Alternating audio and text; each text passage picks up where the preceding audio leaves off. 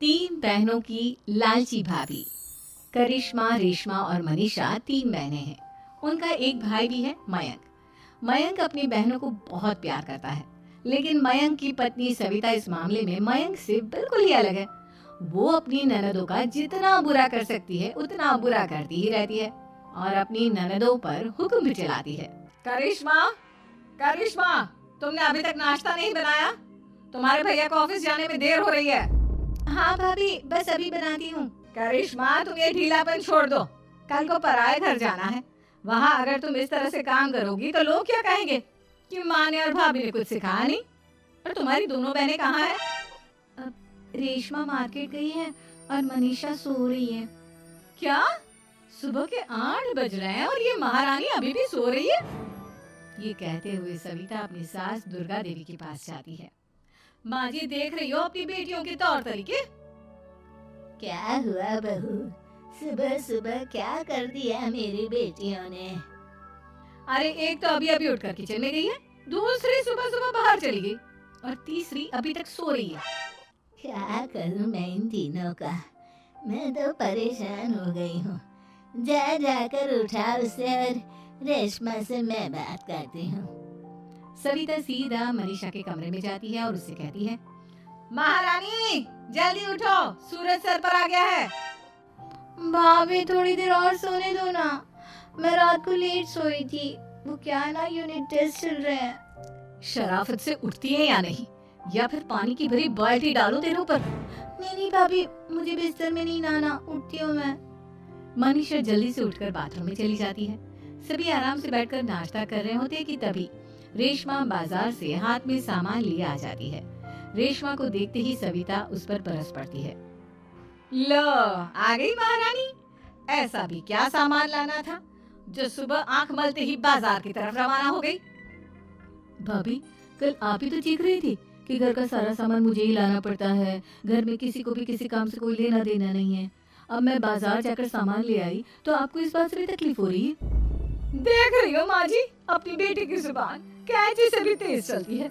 और मयंक, आप तो कुछ कहेंगे नहीं अपनी लाडली बहन को।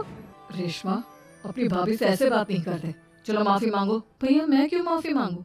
आप भाभी से बोलिए ना कि हम पर कम हुक्म चलाया करे। हम इस घर की बेटियां हैं और आपकी पत्नी की ननद है, नौकरानी नहीं। लो कर लो बात। इनकी भलाई के लिए कुछ भी बोलो तो इन्हें बुरा लग जाता है। इस घर में यही इज्जत है मेरी। देख लो माँ जी, आपकी बेटी किस लहजे में मुझसे बात कर रही है। सविता वहाँ से चली जाती है।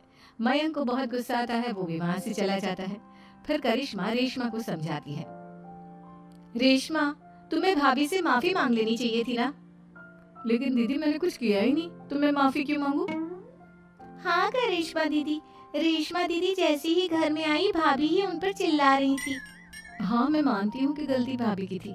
मैं तो इसलिए बोल रही हूँ कि भाभी ने माँ को तो पूरी तरह अपने वश में कर लिया है। वो हमारी बात सुनती ही नहीं। मयंक भैया हमारे लिए हमेशा खड़े रहते हैं, इसलिए उनकी बात का मान तो तुम्हें रखना चाहिए था ना। कोई फायदा नहीं दीदी, कुछ दिनों की बात और है, भाभी उन्हें भी हमारे खिलाफ भड़का देंगी। फिर वो भी माँ की तरह हमारी किसी बात का विश्वास नहीं करेंगे। इसी तरह सविता अपनी तीनों ननदों को किसी न किसी बात पर परेशान करती रहती थी। एक दिन मयंक अपनी तीनों बहनों के लिए गिफ्ट लाया। क्या रेशमा, ये तुम्हारे लिए हार का सेट। रेशमा, तुम्हारे लिए सुंदर सी ड्रेस। और मनीषा, तुम्हें किताबें पसंद है ना, तुम्हारे लिए किताबें लाया हूँ। थैंक यू भैया। थैंक यू भैया। थैंक यू भैया। करिश्मा, तुम्हारा नेकलेस कितना सुंदर है, ये भैया कहाँ से ले आए होंगे? मैंने भैया को 3 दिन पहले फोन पर ये डिजाइन दिखाया था और आज भैया ये ले आए।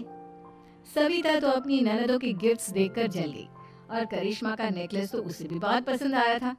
अपनी बहनों के लिए कितना अच्छा नेकलेस लेकर आए हैं, मुझे कभी कोई गिफ्ट नहीं दिया।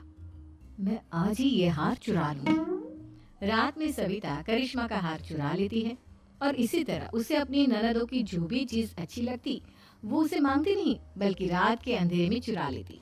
इसी तरह दिन बीतते गए और सविता ने मयंक के दिल में भी उसकी बहनों के लिए नफरत पैदा कर दी। एक दिन मयंक ने करिश्मा और रेशमा के लिए रिश्ता देखा और ये बात उसके घर में सबको बताई। माँ, करिश्मा और रेशमा के लिए बहुत अच्छा रिश्ता आया है। वो लोग कल इन्हें देखने आ रहे हैं। आप और सविता मिलकर सारी तैयारी कर लेना।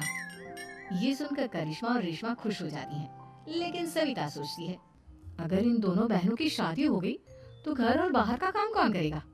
मनीषा तो एक नंबर की कामचोर है, उससे तो किसी बात की उम्मीद लगाना ही बेकार है। मुझे इस शादी को रोकना होगा। अगले दिन सभी लड़के वालों के स्वागत की तैयारी करने में लगे होते हैं। तभी मयंक अपनी बहनों से आकर कहता है, तैयार हो गई तुम दोनों? देखो दोनों लड़के बहुत अच्छे हैं, मैं कोई कसर नहीं छोड़ना चाहता, इसलिए तुम उनके सामने अच्छे से बिहेव करना और अपनी भाभी से लड़ने मत लग जाना। करिश्मा, तुम वो नेकलेस पहन लो ना जो मैं तुम्हारे लिए लाया था। भैया मैं बहुत देर से वो नेकलेस ढूंढ रही हूँ, लेकिन मुझे मिल ही नहीं रहा। क्या तुमने नेकलेस खो दिया? तुम्हें पता भी है वो कितना महंगा था? तुम कोई काम ढंग से नहीं कर सकती। मयंक गुस्से में वहां से चला जाता है। थोड़ी देर बाद लड़के वाले भी आ जाते हैं। वो दोनों बहनों को पसंद कर लेते हैं और रिश्ता पक्का हो जाता है। लेकिन सविता के दिमाग में तो कुछ और ही खिचड़ी पक रही थी। वो पंडित जी के पास करिश्मा की कुंडली लेकर जाती है और उन्हें पैसे देकर करिश्मा की कुंडली बदलवा देती है। जब लड़के वालों के पास करिश्मा की कुंडली जाती है तो वो दुर्गा को फोन करते हैं। बहन जी, हमने करिश्मा की कुंडली अपने पंडित जी को दिखाई थी। आपकी बेटी की कुंडली नहीं बल्कि दोषों का पिटारा है। देखिए, मैं और मेरे पति इन सब बातों में बहुत विश्वास करते हैं, इसलिए हम आपकी बेटी से अपने बेटे की शादी नहीं करा सकते। इस तरह करिश्मा का रिश्ता टूट जाता है और सभी घर वालों को बहुत दुख होता है। अब कविता सोचती है, चलो करिश्मा का तो रिश्ता टूट गया, अब रेशमा का भी रिश्ता तोड़ना है। क्या करूं क्या करूं? अब सविता आवाज बदलकर किसी अननोन नंबर से रेशमा के होने वाले ससुराल में फोन करती है। हेलो, मैं कौन हूँ कौन नहीं ये आपके लिए जानना जरूरी नहीं।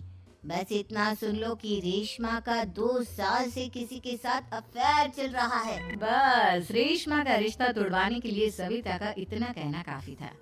अब रेशमा का भी रिश्ता टूट गया।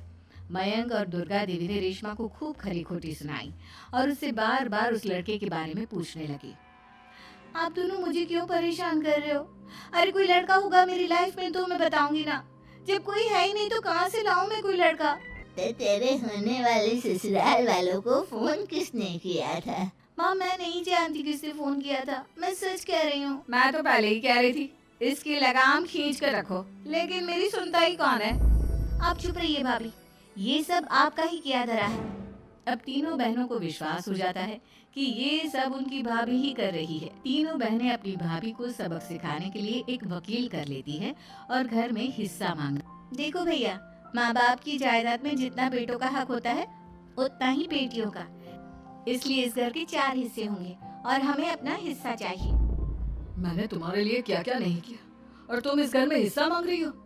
भैया, आप और माँ हम बहनों की कोई बात नहीं सुनते हो और भाभी हमारी शादी नहीं होने देगी क्योंकि उन्हें लगता है कि आप हमारी शादी में ज्यादा पैसा लगाओगे और उन्हें हम जैसी फ्री की नौकरानी कहाँ मिलेगी। तो हम भाभी के साथ तो रह नहीं सकते, हम बहनों को अपना हिस्सा चाहिए। अरे तुम्हें शर्म आनी चाहिए अपनी भाभी पर ऐसा इल्जाम लगाते हुए।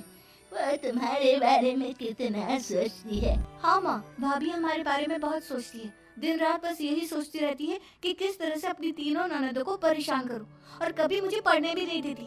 दोनों बहनों का रिश्ता भी तो इन्होंने ही तोड़वाया है और रात में हमारे कमरे में आकर हमारी चीजें भी चुराती हैं। इसी तरह सविता की तीनों ननदें अपनी बात पर अड़ी रही। अब कोर्ट में तारीख भी शुरू हो गई। जब सविता को लगा कि उसकी तीनों ननद इतनी आसानी से नहीं मानने वाली, तो उसने अपने पति और सास को सारी सच्चाई बता दी और अपनी तीनों ननद से माफी मांगी। मयंक और दुर्गा को भी अपनी गलती का एहसास हो गया। अब सविता खुद करिश्मा और रेशमा के लिए अच्छा रिश्ता ढूंढती है और उनकी शादी करवाती है।